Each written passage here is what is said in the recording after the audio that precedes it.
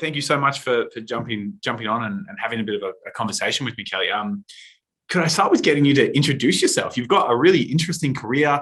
It spans a couple of different continents and some very impressive brands and some ultimately iconic brands. Absolutely, and it'd be great to maybe just get a bit of a rundown of what have you been up to? What have I been up to? How long do we have? We could as long as you want. This could be like Lord of the Rings. This is the Lord of the Rings learning podcast. So yeah, you're right. I've been really lucky in my career to have had some experience and going through learning and development in like some iconic and some of the greatest learning brands in the business, or training brands, or developing brands in the world. I grew up in Greymouth, which is a real small town on the west coast of New Zealand, and this may seem irrelevant at the moment, but you'll see the relevance shortly. I actually went to Japan for the last year of my high school. Wow. That blew my mind. It changed my world. I learned a little bit of Japanese. I came back here to New Zealand and I started working part-time in a duty-free shop, selling chocolates to Japanese tourists. And they I was real popular, so I sold lots of chocolates. Eventually, over 4 years, I was promoted up to assistant store manager in the duty-free shop. But it was DFS, and they're owned by LVMH, which is a huge conglomerate around the world. Lots and lots of businesses, and I got a lot of exposure to some systems and processes there. Decided to go to Japan on a 6-month working holiday, and I ended up there for 16 or 17 years because I just ended up getting the best jobs that I could ever imagine. And kind of how that happened was through a connection from the duty-free days. So LVMH, which owned DFS, also owned Sephora. Yep. And I was doing a part-time job in a shopping center in Japan. This is just for a bit of a laugh. My first job in Japan, I was paid to walk around a shopping center and smile at girls and say hello. A great job. A great job when you're 22 years old, but one of those days I happened to smile at somebody that wasn't a young Japanese woman, but was a man who was at that time the president of Sephora, AAP, and with him was the guy who was the president of Sephora Japan. And they were looking for locations to open up Sephora in Japan, and I happened to know and recognize them for my time at DFS because they'd been at DFS. Yeah. And they recognized me, and I was like, "What are you doing?" He's like, "Oh, we're going to open up a Sephora store. If I open up Osaka, you should come work for me." And I'm like, "Well, no, I'll go anywhere. I'm just literally talking to girls." And the next day I was on the bullet train to Tokyo for a job interview. And so my first role was store opening coordinator for Sephora as they launched in Japan. And that involved a lot of training. So, I was sourcing paper bags from suppliers, and I was making sure the stock was coming in. But the other thing that I was responsible for was training up the teams. And particularly, we used the same SAP system, or, the same stock management system and the same point of sale system as we'd been using at Duty Free, DFS. So I spoke Japanese, I knew the systems, I started to train. And that's actually how I started training people, was through doing that kind of on the floor retail training. Sephora, it's history, but we opened 7 stores in 2 years. Then we closed them all in Japan. The business didn't succeed. Great experience, that one. By the time we closed, when you're in that kind of a business, you can kind of give yourself any title that you like. So my title was, get this, events and training manager. So I was now an expat in Japan.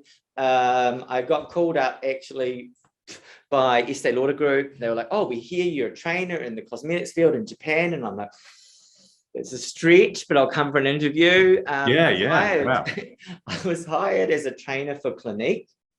At the time, I was the first man to wear like the Clinique white coat, and it was a real interesting role because the other trainers at Clinique were obviously these really, really experienced women who knew a lot about skincare, who worked in the Clinique counters and worked their way up into training. So I learned a lot about skincare. I learned some real in-depth Japanese. And then within the Estee Lauder Group, I moved to MAC Cosmetics as a retail operations manager for Japan. And then somebody reached out to me who had worked with me at DFS and had worked with me at Sephora and said, "Hey, Apple Retail's opening.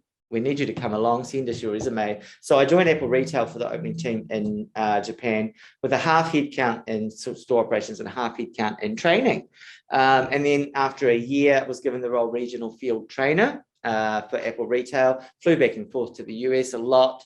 I took what training was there, brought it over to Japan and trained the Japanese teams. That was really, really cool. And the Apple Retail training team, at that time at least, were absolutely the best in the world.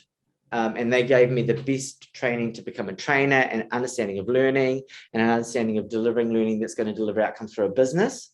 And that was amazing. And then I was offered a role at Morgan Stanley, which is an investment bank, as learning and development manager.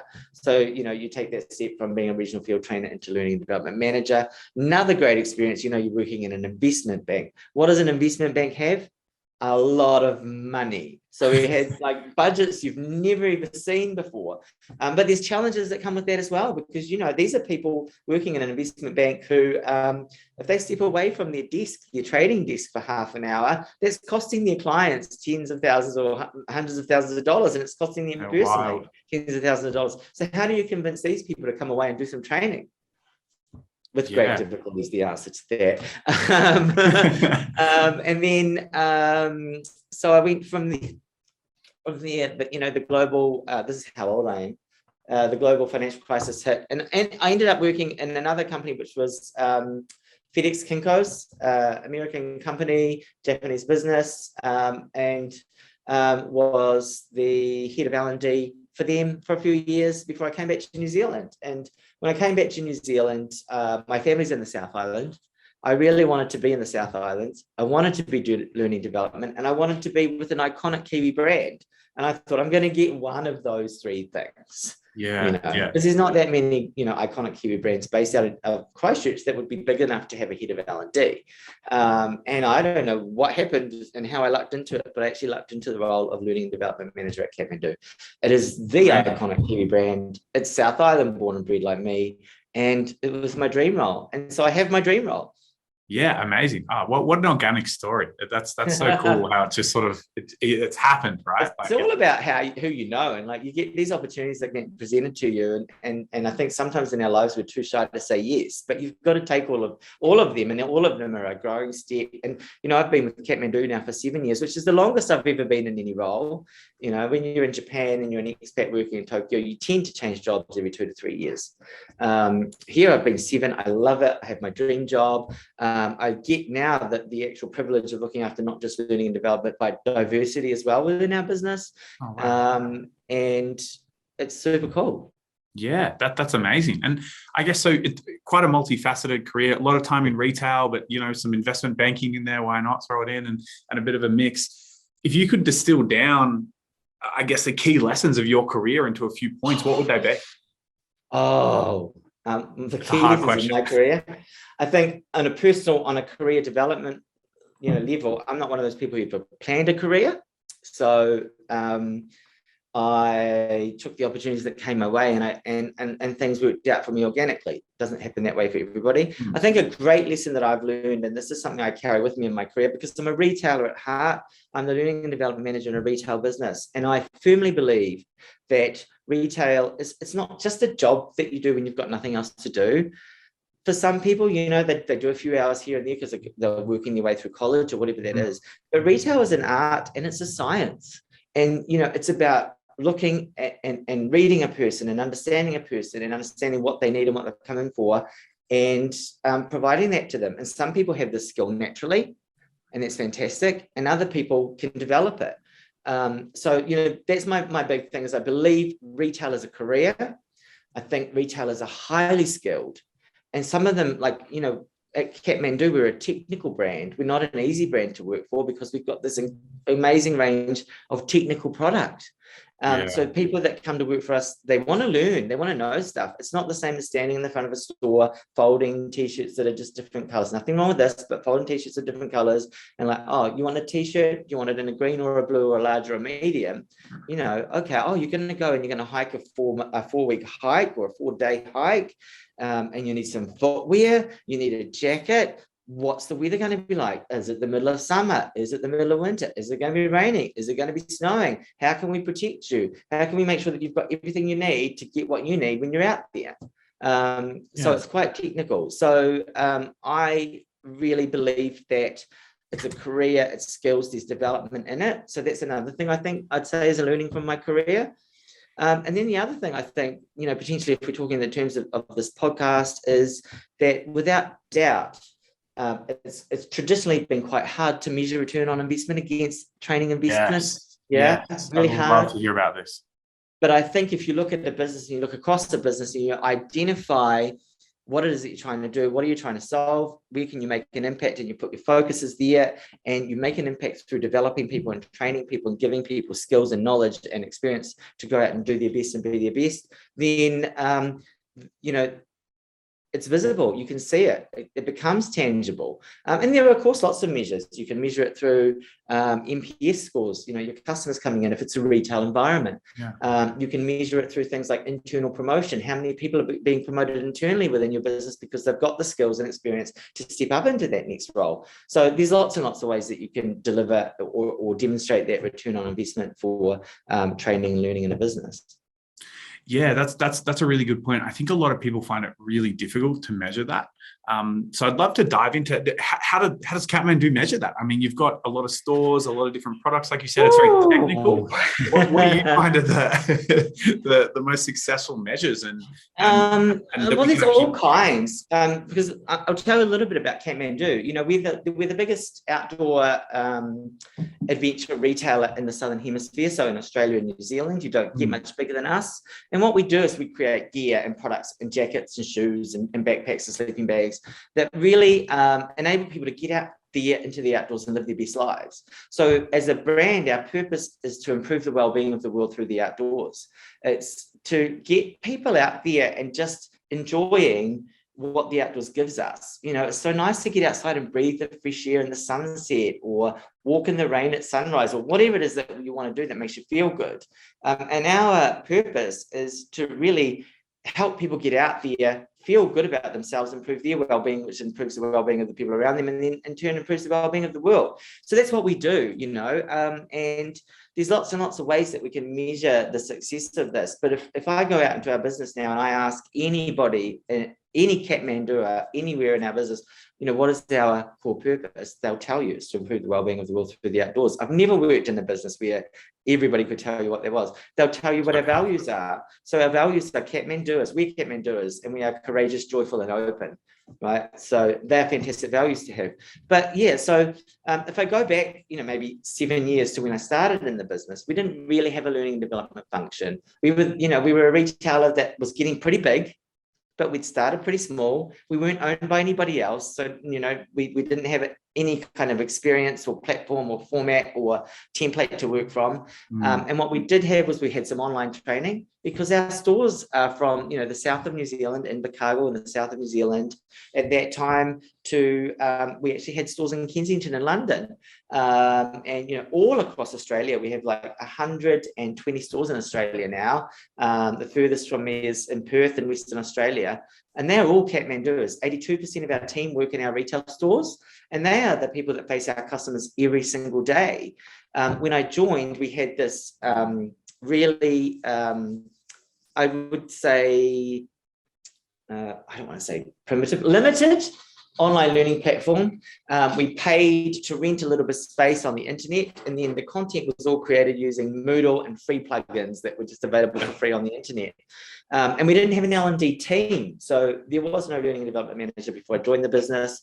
We had a learning and development advisor who kind of admined that platform, and it took a lot of admin. It was like all day, because we were using so many free plugins that you couldn't measure if someone had completed a course. Somebody couldn't find the course. They might start the course but not be able to finish it. We couldn't report back on it. So it was pretty rudimentary, but it was a good start. We knew we needed to train our teams. And what we knew was we needed to really be able to train consistently across all of these different locations, because, as I said, we're a really technical brand. And you're probably familiar with Kathmandu's kind of traditional model, which is a bit of a high-low model where we're always in and out of sale. So there's always a lot going on. there's a VM change or a sale change, or there's a new season coming through because we update our seasons 3 or 4 times a year. And then they're in, and then they're going on sale, and then they're going on clearance. So that's all happening. And then there's stock control that's happening. And then we're learning the technical, okay, what is the waterproof breathable rating telling me about this jacket and how dry it's going to keep the customer? So there's a lot going on, right? Yeah. So we needed to have a way of training them. We had this online platform. It wasn't doing what we wanted it to do, because I've been in and seen how it can be in other places. So we started with that vision.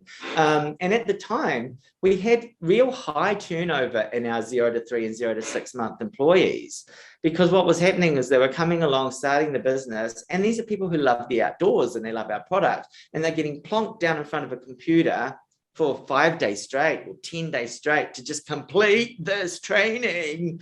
And the training is not even great quality, and the user interface isn't really usable. So it wasn't a great experience. It wasn't the experience that we want Kathmanduers to have when they come onto the business. So I kind of like worked with my team, and it's like, okay, what can we do and how do we do this? And what we wanted to do was we wanted to address that early turnover was the first thing that we wanted to do. You know, we wanted to actually be keeping Kathmanduers in the business so they grow their knowledge and then apply that in great customer experience. So we took our induction out of this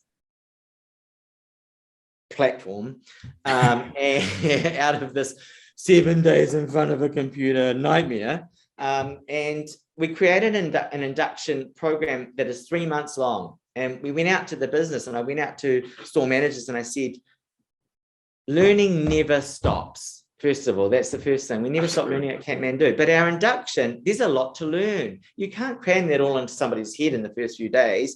So we actually created what we call a trail guide. It's a map. It's a foldable map. It's like when you go, you go into the service station when you're on a road trip and you buy a fold-out map. It's literally a fold-out map that says to a new Kathmanduer, hey, this is day 1. This is what we're going to do. Here's what you're going to do on week 1. Here's what you're going to do on week 2, week 3, week 4, and for 3 months. And a red flag means you're going to do it online, and a blue flag means that you're going to be coached by somebody, and a green flag means that it's another one.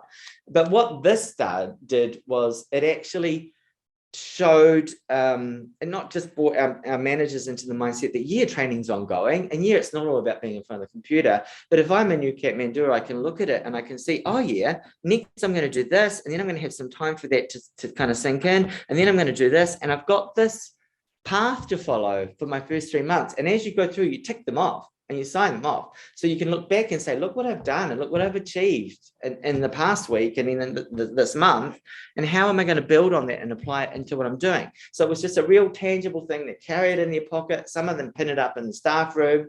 That was the first thing I did. And that was completely offline, just let's show that learning is an ongoing thing. We don't want it all crammed into this first week, because we want people to learn and embed. We put some flexibility in it. So within that, there are probably 12 product knowledge learning checkpoints. But we didn't mandate what they would be, because if you join a store in Brisbane in the height of summer, potentially the first thing you need to learn is not puffer jackets. It might be tents or, windbreakers, for running outdoors. We have a whole lot of nice, really cool running gear. So that might be what you want to learn first. But if you're joining in the south of New Zealand in the winter, you better believe you've got to know your puffer jackets and your sleeping bags right up front. So there was flexibility in it to do that. And we created this, and we've got this mindset in. And then what we started doing was, we're a small team. So myself and one other person, now we've grown the L&D team this year to 3, but we service not just 2 countries anymore, but Kathmandu's global everywhere now, and 1,800 employees, and they're very different. So while I say, 82% of our employees are in our retail stores, we have a huge group of employees or Kathmanduers who are in our distribution centers and who have a different bunch of skills, and they need to be safe while they are using the equipment and the technology that's available to them to service our stores and service our customers. And then in our support offices, we have a whole bunch of functions. And, I don't know if many people know this, but we design and develop all of our products in-house. So sitting upstairs from me right now in this building is a product development and design team who design tents and design backpacks. And within those teams, there are people whose job it is to make a fabric more stretchable or more waterproof. So we have a bunch of, retail professionals, and we also have a whole bunch of people within our business who are like technical experts at what they do. And in some cases, they're the only one doing it in Christchurch, at least, and maybe even in New Zealand. Yeah. So we have a lot of people that we need to live a lot of learning to. And we're now a team of 3 who do all of that. So what we decided and we learned, or what we decided quite quickly, was that, okay, in order for us to have effective and consistent learning across the business, everybody needs to be learning from each other. So in addition to bringing that kind of 3-month induction program on, what we started on was a journey of bringing our store management teams along the journey to understand that they are coaches. So to move from, I'm a manager. Of course, I'm a manager. I've got to open the door in the morning. I've got to make sure the money's all there. I've got to make sure it's all there at the end of the day as well. I have to make sure the stock's coming in and it's getting processed. But I'm also a coach. I'm responsible for giving my team the motivation and the experience and the knowledge and the skills that they can go out there and represent us really well. So we started on this journey. We found a really great tool to help us with this, and started training all of our store management teams to be coaches. And that took us a while. What we had to do was work first with our regional management teams, because ultimately we have a process where a Kathmandu will go through some coaching training and learn to be a coach, but they'll be coached through that coaching training by a coach. So your coach is, generally speaking, your manager. So we started with the regional managers because they're then going to coach their store managers. And then the store managers are going to coach their assistant store managers. Yeah, absolutely. And you see how it flows down. And we used a system and we have a platform that helps us to do that. But it's a long process. It took us a good couple of years to get that all embedded and through. But now, without doubt, all of our store management teams are coaching and are coaches. And it's due to that process that we put in. And what we've seen is incredible outcomes. So if I refer back to that first outcome that I was talking about, which was, that turnover that we have, or the attrition that we have in those first 3 to 6 months, we brought that right down from where it was sometimes 70%, right down to 15 in some cases. Yeah, wow. Incredible. We have a philosophy here, and we've talked about this a lot lately, but our role as the learning and development team is to develop Kathmanduers to be not just the best, but their best. And then we call it Kathmanduers for life. We want Kathmanduers to come and get skills from us, and eventually they may go on to other places, because we don't have millions and millions of leadership roles or development roles or the roles that everybody wants. But what we want to be is the business that prepares them to go on and be successful in other businesses, and then come back and bring that knowledge and experience back to us when we have a role for them. But we managed to really bring that high turnover rate right down, and at the same time lift our customer NPS scores right up. So we sit really high, and we use a true rating system, and our results are really, really great around customer service and around product knowledge. They exceed the targets that we set, and they've grown, they've increased and increased and increased. So that's the way that we see it as well. Obviously, there's lots of things that go into that. So across the whole business, it's about engaging the teams, making them feel included, making them feel passionate, giving them a purpose that they can feel aligned to. But then also a really big part of it is giving them the skills and the knowledge to really facilitate excellent and outstanding experiences for our customers. So we see those results coming through. We see them coming through in the number of internal promotions that we have, from sales advisors or sales assistants being promoted into a 3IC role, being promoted into a sales assistant store manager role, being promoted into a store manager. So something like 65% of our roles are filled internally now, which is a pretty good result in a retail business. Yeah, that's huge. And that's great. You've got some really tangible things that you've seen come out of that. So a really, that attrition rate sort of go down and staff retention go up. And I guess it almost becomes an EVP, right? Where you're sort of saying to them, like, look, we want you to be the best that you can be. And maybe that is here and maybe that's not here, but one day, hopefully you're going to come back to us. And I think that's super appealing to well, you've nailed that, because I think we do position this as part of our EVP, because there are retailers out there that pay more than we pay, and there are retailers out there that are easier to work for than we are. We're quite demanding and complex, and things are changing a lot right now. But what we do is what we mean when we say Kathmandu is for life is that we also have another principle that fits under there, and that's that we're going to be that brand, that retailer that doesn't just teach you how to be a retailer. We're going to give you all kinds of skills. So everybody that's in our business every year has an individual development plan. And we ask them to think of three things. One of them is, what can I develop to become even better at the job I currently have?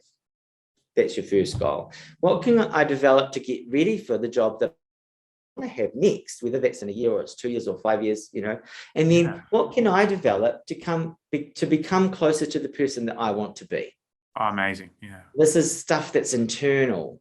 It's nothing to do with the skills that you need for your job or what you're being measured on, but we're going to support you and provide you with opportunities to develop yourself in the way that you want to be developed. A really great example here of somebody that works in our Christchurch support office just recently has started to run yoga classes during the lunch times as a yoga teacher. Amazing. She works for us. They're a Kathmanduer. They are courageous, joyful, and open.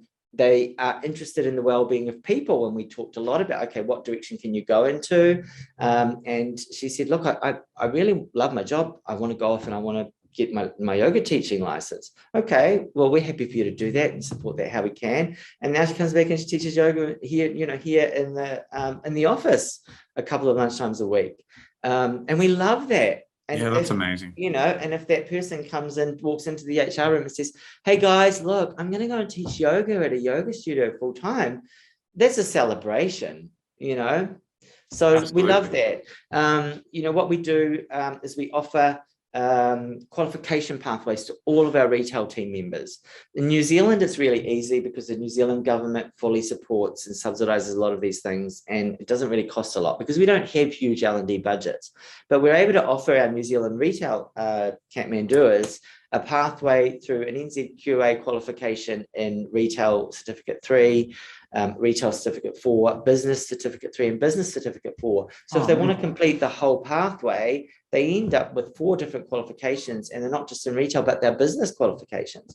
In Australia, it's a little bit trickier to do that across the whole country. So what we did was we've established a really wonderful partnership with Torrens University. So Torrens University, they have, obviously they have physical campuses, but they have this great online learning package and this curriculum, and their digital badges are world leading. And Torrens positions themselves as the university that prepares you to go into industry and go into work, and they partner a lot with industry. So they have a suite of digital badges. They're called Smart Skills, and we endorse one of their digital badges as an industry endorser. So Kathmandu endorses the Leadership Essentials badge within Torrens. They have other badges that are endorsed by Involo and B Corp, and lots of other. Canva endorses a brand, one of their badges. And what we are able to do through our partnership is offer all of those badges to every Kathmanduer. So there's a badge which is digital marketing essentials. If you are a part-timer in one of our stores and you're looking to get into marketing and you want to see what it's like and you're wondering, is this going to be a career path for me? You can jump on in and you can complete that digital badge and digital marketing skills. And that's something I don't think every retailer is offering. And then if you complete all of those, or all 6 of the digital market, the Smart Skills badges, then you can do an academic assessment through Torrens that we pay for and support that gives you a micro-credential at the end. So it's a Kathmandu Smart Skills Torrens University micro-credential, which is the equivalent of one optional subject in a university degree. So if they want to go on to further study, they can bring this with them as their prior study and actually have it credited towards a degree in whatever it is that they want to do.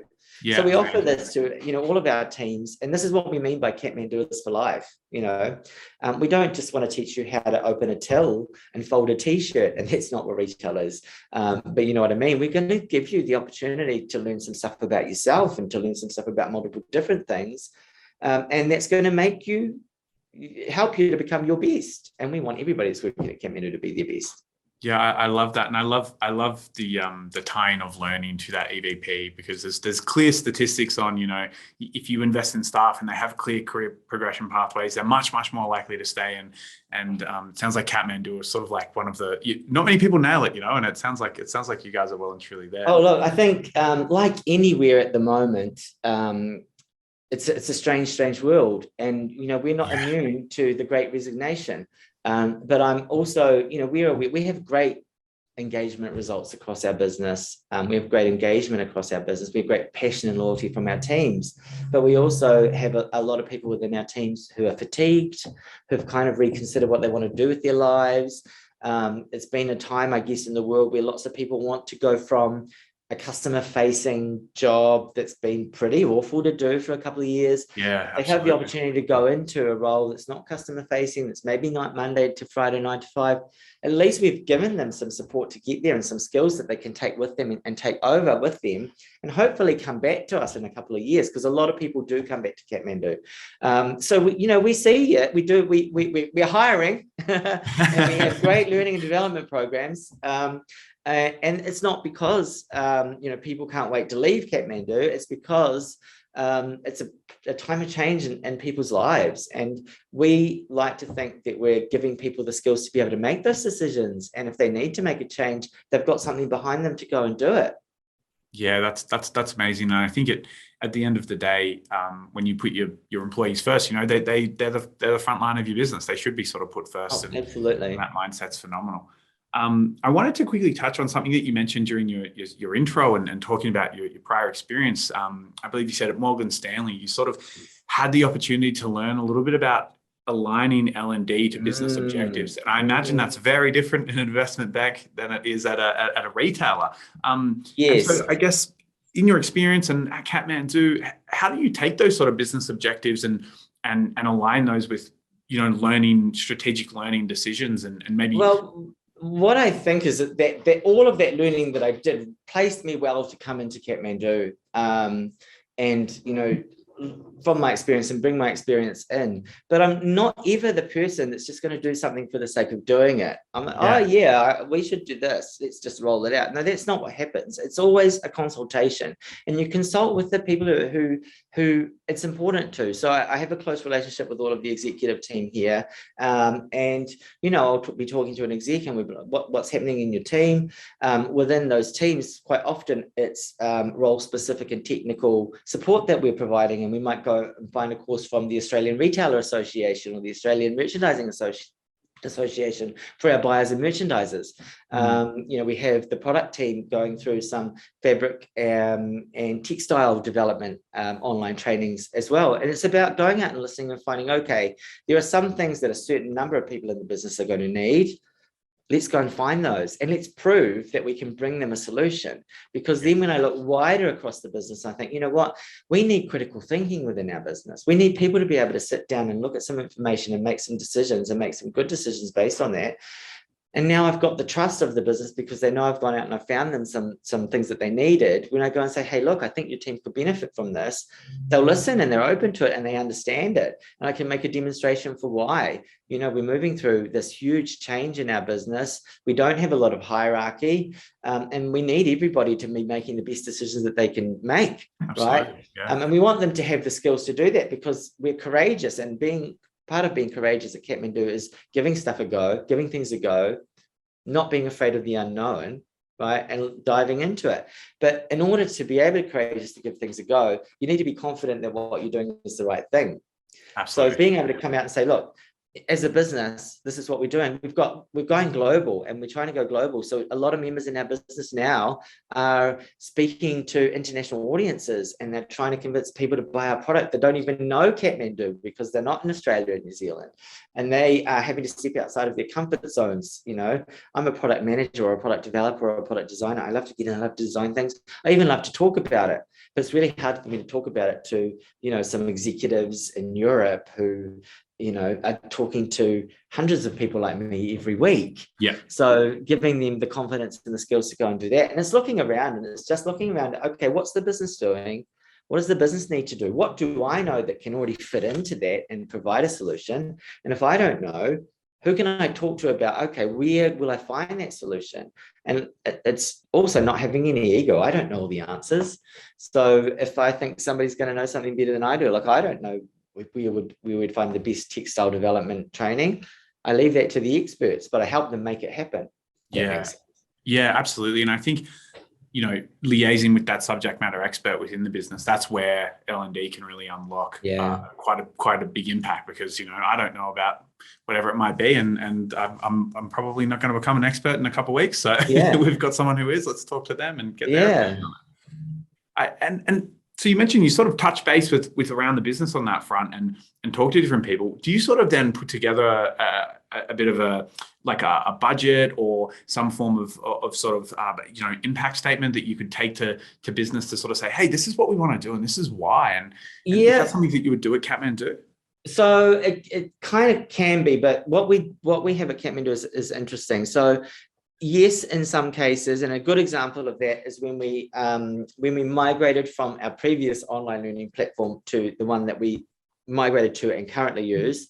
And it was a big step up in terms of capability and cost. And of course, I made a big business case. I went to the business. I said, look, if we want to be the business we want to be, this is not going to cut it for us. Here are some options. Here's our recommendation. And it's a big investment, but we're going to go and do it. And we did it. So I do that. But we don't have a centralized learning and development budget here at Kathmandu. Each department has their own budget annually that is managed by the executive in charge of that department. So a lot of my role is influencing how they want to spend that. So you can't just go out and unilaterally say, we're going to do this. You have to actually be able to go and make a case to each of them. And some departments are going to buy in and we might have a whole bunch of people from one area of the business who are going through something that's not as relevant or pressing or as high a priority to another part, and they're doing something else. But that's my job, is to go out and find what all of these are and then go and influence how they spend that money. And my job really is to kind of understand what's in each bucket and what the priorities of that team is, and then how I can put a package together that responds to the priorities of the business, but also allows everybody to have access to training and development. So, an example is we pay an annual subscription to Torrens University. That means that then we can offer out everything there without any kind of budget sign-off or any kind of manager sign-off. It's for everybody. So everybody has this offering of learning and development, and there's lots of options in there. And we work with different partners to be able to offer this kind of thing. And it differs by department within the business. In some departments, we go and we offer a menu, but we do have a curriculum that we roll out every year. It's called our Gear Up curriculum. And it's a bunch of courses. This is for our support office and DC teams. It's a bunch of courses that we believe are the core skills to set anyone up for business. There's time management, there's critical thinking, there's change leadership. There's a couple that we've developed in response to the pandemic of our partners. And I can offer them out. And the idea behind it is that we're going to run this. If your team member has these skills, they don't need to come along. But if you've got somebody who can benefit from this, then it's available to them. And so that's kind of how we operate here. We have a curriculum. Ultimately, it comes down to the individuals, and each individual has a discussion for the individual development plan with their manager, and they identify, okay, what are we going to focus on this year? What are some things that we can do? Let's see what's in the curriculum. Let's see what's available in the menu. Let's see what let's go and talk to Kelly and see if he's got any other ideas. And we do work quite consultatively with teams and with individuals. So there are some things that we roll out across business, but we don't have this huge budget and we don't have a huge infrastructure to be able to do so. So some of those things can take time, and we do them a piece at a time, and we're quite good at that. And we'll identify, we'll start with this group and we'll from this group. So that's really how we approach those matters.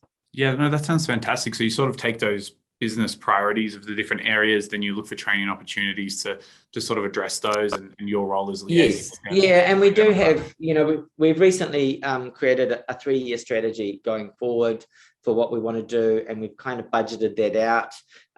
And we're in a great position at the moment because we've worked really hard with our partners. We work really hard with the New Zealand government, who really support training in New Zealand.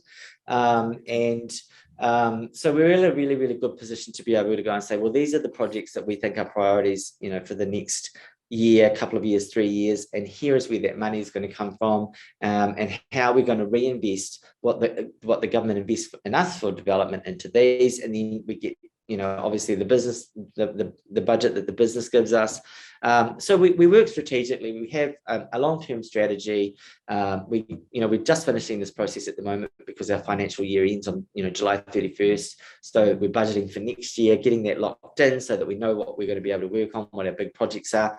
But also within that, we always have the ability to respond to individual needs or respond to a need that might exist within the business or pop up, because who knows what's going to happen. There could be a global pandemic and then everybody needs to learn how to remote work from home or remote manage or take care of themselves. Absolutely. And build their resilience. These are things we hadn't predicted and we're looking forward to. But I'm really lucky as well that the L&D team here are really experienced and really capable.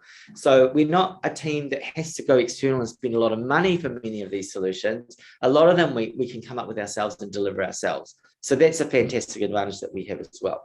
Yeah, that's amazing. And it's great to hear that the local government is supporting you and then you're sort of making the most of those training opportunities as well. Because I think that sort of reinforces and can sometimes just reinvigorate how impactful learning can be when the environment around you is sort of really, really sort of pushing that.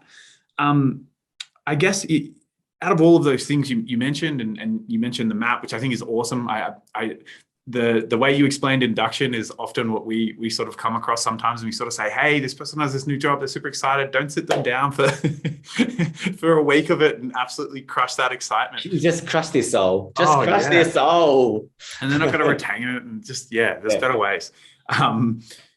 What learning activities have you seen work? So the map you mentioned sounds great. It obviously lines up with your purpose and your vision and whatnot. But what do you really see work, and what learning activities have you seen, actually really take off and have a big impact? Well, let me focus on coaching.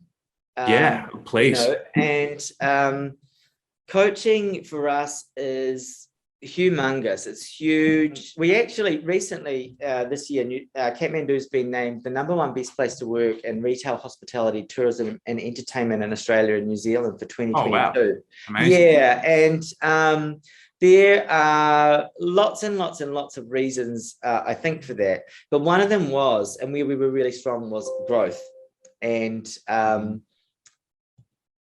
the growth category and purpose. So it's based on a 10-factor framework of, future workplaces that is owned by Inventium, but it's the AFR best boss places to work. And they looked at a lot of factors, and we scored really highly in growth and in development and really highly in purpose. And there are lots of reasons for that. But some of the other things is coaching, I think, for us is key across our business. And we did a lot of work to bring our store management teams along the journey that they're coaching. And what made it successful for us was we had a technology platform that facilitated it and had a coaching loop built into the training. And then we also backed that up with some actual offline analog resources. So we're not scared to create a PDF and print it out either. So what we did was we drove that coaching and facilitated it by creating coaching cue cards that sit in the stores by the point of sale. And a store manager, if they've got 5 minutes to walk out into the store, they can walk out, they can pick up a coaching cue card, can observe one of their team members giving customer service, make some notes, and then give some quick coaching afterwards. Yeah, that's great. So that's something that worked really well for us. Another one is what we call product ropes. And product ropes are a little bit bigger. So my belief is that you don't need to learn everything sitting in front of a computer. And most of the things that you could learn sitting in front of the computer, you could learn them somewhere else if that's not your vibe. Try the product on, read the swing tags, listen to someone who's been in the store longer. Work through a problem with your customer and learn. So we have product ropes, which are a longer document. They include some long form questions, and they're always category based. So if we're coming up to summer, we know we're going to be selling tents and sleeping bags. So the product ropes is going to be around tents and sleeping bags. Okay, what are the tents that are in your store? How does a tent keep people dry?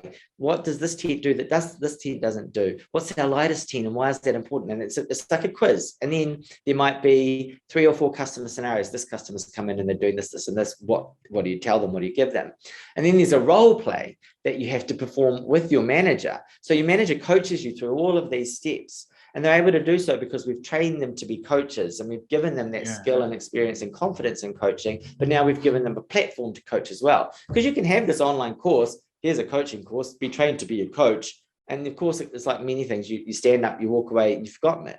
So we've worked really hard to make sure that actually coaching is available and facilitated. And our teams they love it. Kathmanduers are learners, and they love to learn from each other, and they love to help each other learn. So they've just taken it and made this huge coaching culture. And that's the biggest success for us. 74% of our retail team, when asked, would say, yes, I have a mentor or coach at work. And I think that's amazing. Amazing. And when we asked them recently, okay, what is your favorite way to learn? Their favorite way to learn was be coached by another Kathmanduer. Yeah, right. And then the second favorite way was to learn on the shop floor. Yep. So we listen to that and we create resources that enable them to do that. And that's what's been really successful, because I think our team are incredible. They're so knowledgeable. They're so passionate, but they're also great at providing customer experience. And that's because they learn from each other and they watch each other and they coach each other. And they've created this kind of culture of learning and coaching within our retail stores that you can only dream of, because I'm sit here in Christchurch. I can't get to every store. I don't have an army of trainers that's going to go out and go into every store every week and train everybody. But we don't need it. Yeah. And I think it's amazing how you've got that knowledge there and you're just unlocking it, and it's a simple but effective way. I guess it sounds like you know what's effective and what they need to learn, but then you're listening to them on how they want to learn. And that's really, it sounds like it's really been an effective process. So simple too, when you put it like that. I mean, the execution's probably a little bit different, but it's at the end of the day, hey, I think the implementation is where the hard work is, right? It's actually getting it out there and making it happen, because after that happens, it just rolls. Yes. And the execution, it takes care of itself. If you've got a bunch of store managers that are coaches, when a new store manager comes in, they get coached and they learn and they see it and they become a coach. And then the next person that comes in becomes a coach. And everybody that comes in is being coached. But it's not just our managers that are coaches. Everybody that's in our store is able to provide some kind of support to the development and coaching of a new person in their store. So it's just fantastic. That's amazing. And so you mentioned that you've sort of swapped platforms and sort of upgraded or changed technology throughout that process. Yes. How important would you say the technology that you're using is to deliver the outcomes that you're getting? Absolutely key. So we partner with a business that has an amazing platform. So they host LMS. They also create a lot of content, but what they have built into their system is a coaching loop within their system that I've never seen on any other platform. And what that is instead of just sitting down and reading some text and watching a video and answering an ABC quiz, let's say I'm sitting down to learn how to be a coach. I'm going to watch a video, an introduction to coaching, and then it's going to ask me some long form questions. Why is coaching important? How is coaching going to change your team? How is coaching going to help you be a better leader? And you answer these long form questions, and that gets fed up to your manager or coach, and they answer you with some long form responses, and they coach you on it. These are great responses. That's exactly right. Let's talk about it. And then once you've done that, you move on and you watch a video. Well, here's the first step of coaching. And then it's going to ask you some long form questions again. But then before you can move on, it's actually going to say, okay, now go and practice this with your coach. And you'll go to your coach, who's usually your store manager, or it might be your regional manager if you're a store, or it could be somebody else. And you will complete a coaching activity that's assigned within the system. And your manager is going to give you feedback on the spot and coach you. Then fill that in the system and mark that off so you can move to the next step of the course. Amazing. And, for example, for the coaching course, it is over 9 weeks. So it's deliberately structured so that you're not doing it all on the first day, but you do it, you get some responses from your coach, you do some coaching with your coach, and then you move on and you put into practice what you've just learned then, and then you get coached on that. And this has been a game changer for us. The other thing, and there's another piece of technology that we use, and I know the technology doesn't really matter, but we have a social media platform within our business as well that we use that's really brought us to the next level, particularly within the pandemic, where everybody's connected to everybody, and we can get out there, and we utilize that for some of our training and coaching as well. But we might show everybody a task or a challenge, or sometimes it might be, pop a video of yourself doing this up here and show us how you do it. And so we utilize the technology that's available to us. We've started to call it omni-channel learning. Yeah.